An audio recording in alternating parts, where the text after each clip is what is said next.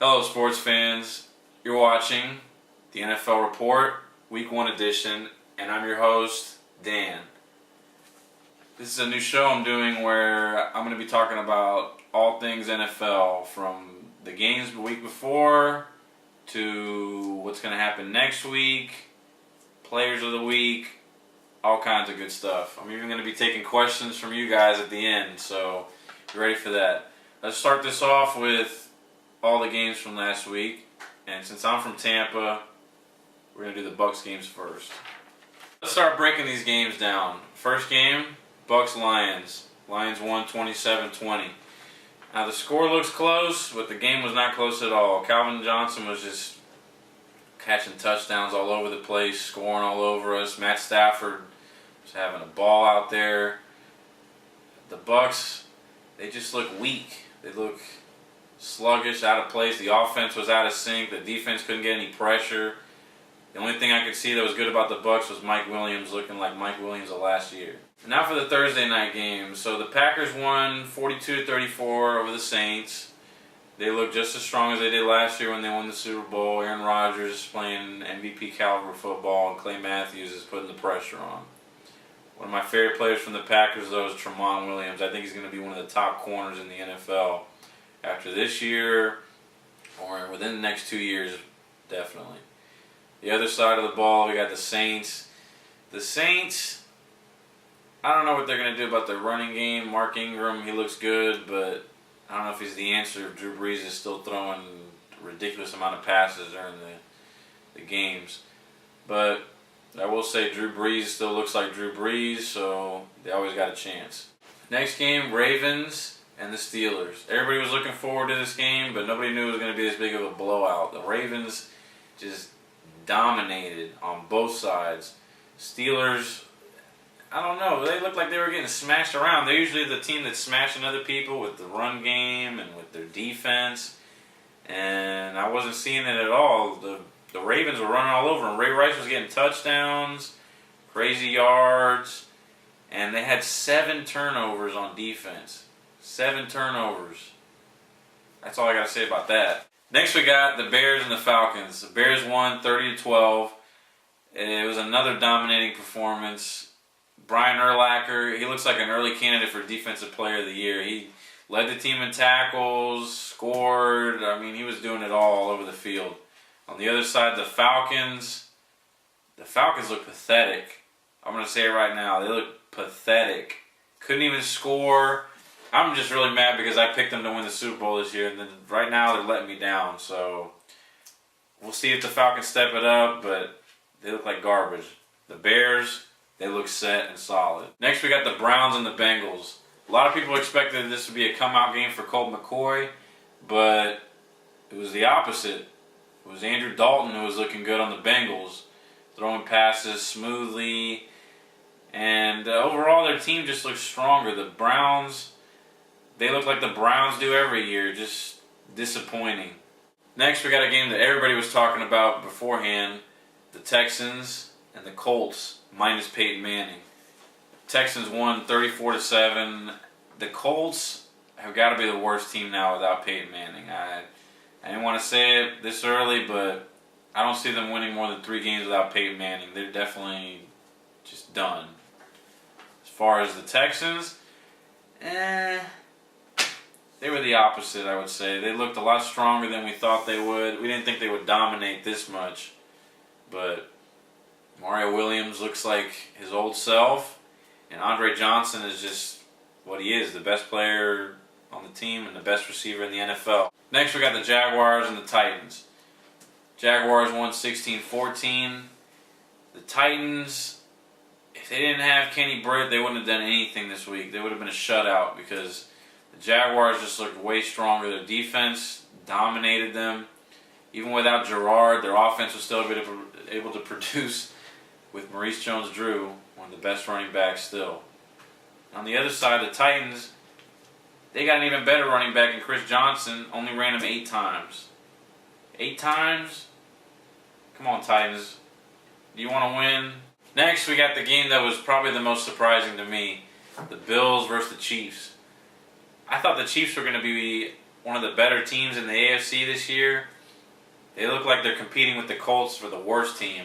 The Bills, on the other hand, 41-7 was the final score, and they just kept piling the points. It would have been more if the timer kept going. I mean, the Chiefs were just like letting them score left and right. Ryan Fitzpatrick threw 4 touchdowns.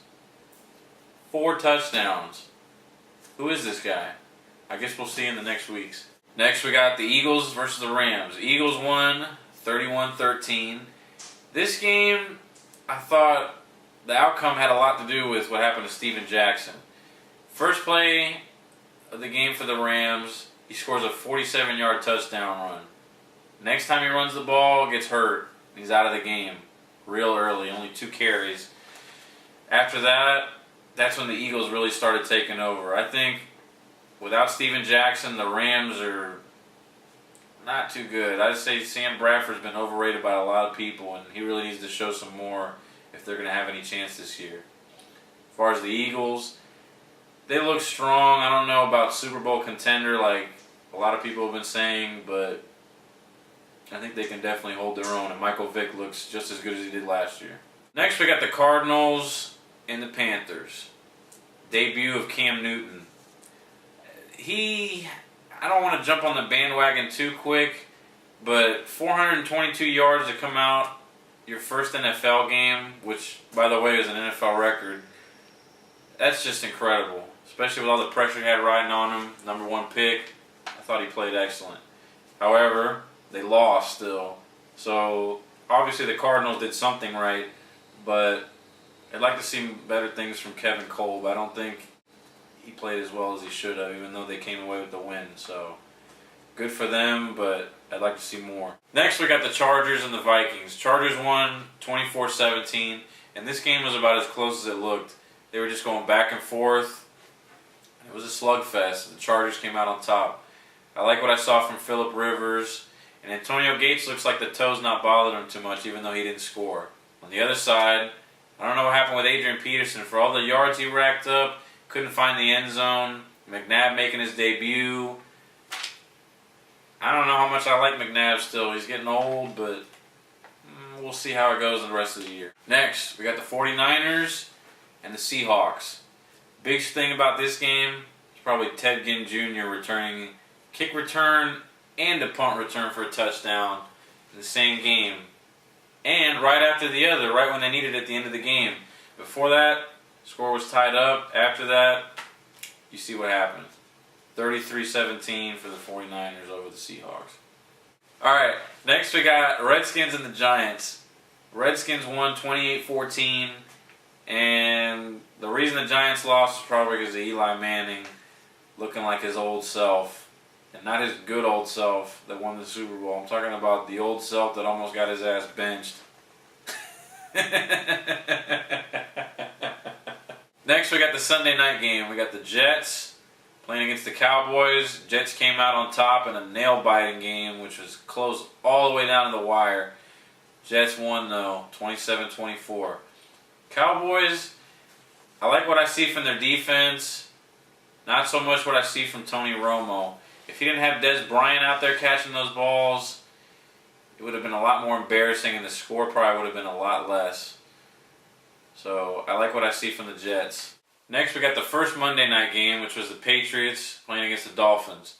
Patriots just let them have it. Brady threw for 520-plus yards. Even threw a 99-yard touchdown pass, which ties the NFL record for longest play from scrimmage.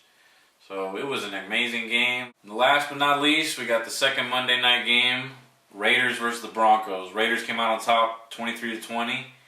And both these teams, they look about the same as far as their strengths. Both got a good running game, especially the Raiders with McFadden.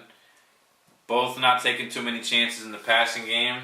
And both of them got solid defenses. In fact, I would say the Raiders have a good defense, a really good defense. I think that defense is going to carry them far this year. The Broncos, they just need to find ways to win games and close them out. Okay, now that I've talked about all the games from last week, it's time to give you my players of the week. First up, we got Offensive Player of the Week. And there's no question in my mind that it was Tom Brady. Threw for 500 yards, over 500 yards, and he threw for 4 touchdowns. That offense, they just looked unstoppable with him at the helm, and I think it's going to be like that for the rest of the year, so watch out for those Patriots. Next, I got the Defensive Player of the Week. It's got to be Terrell Suggs, the Ravens. He was a big part in them getting 7 takeaways, and he added 3 sacks to that, so just a dominant performance by a dominant player. Lastly, Special Teams Player of the Week. This one was kind of a surprise because I didn't expect him to do this, but Ted Ginn returned 2 kicks for touchdowns. One was a punt, one was a kick return. Both of them were at the end of the game and at critical points, and that really was what won the game for the 49ers. So, Ted Ginn, nice job. All right, now that I got week 1 in the bag, let's talk about what's going to happen next week and who I think is going to win. So, let's go down the line. First game, Steelers and Seahawks. I like the Steelers. Next, we got the Bills and the Raiders. I like the Bills. Cardinals and the Redskins. I like the Cardinals. Bucks and the Vikings. I got to take the Bucks. Next, I got the Jets and the Jaguars. I like the Jets. Saints and the Bears. I like the Saints. Panthers and the Packers. Of course, I like the Packers. Ravens and the Titans. Ravens, of course. Lions and the Chiefs. I like the Lions. Browns and the Colts. What do you think? I got the Colts losing every game, so I got the Browns. Cowboys and the 49ers. I like the Cowboys to come out on top. Broncos and the Bengals.